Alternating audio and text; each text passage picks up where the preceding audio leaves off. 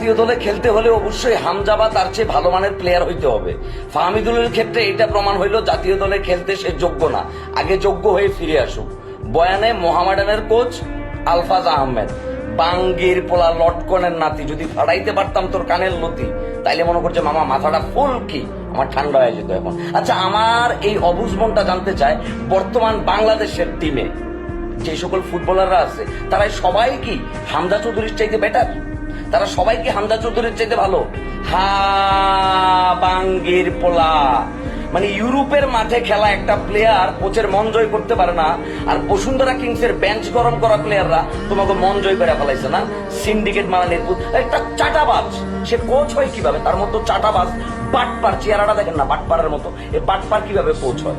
হ্যাঁ, তার নাম বলে আবার আলফাজ আহমেদ। সে বলতেছে যে কি সে জাতীয় দলে খেলার যোগ্য না। তাহলে কারা যোগ্য? এই বাঙ্গির পোলারা কারা যোগ্য বল? হ্যাঁ, এরকম করে করে তো বাংলাদেশের ফুটবলটার পেছন মেরে আকাশ বড়া তারা দেয় দিচ্ছ।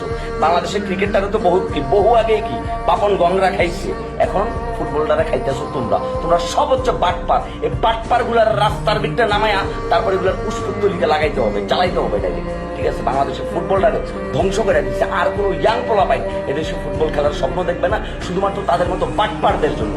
এই সকল বাটপাররা ক্লাবে ঢুইকা এগুলো মানে ক্লাব মালিকের কি চাটাবাস কোথাকার দালাল বাটপার।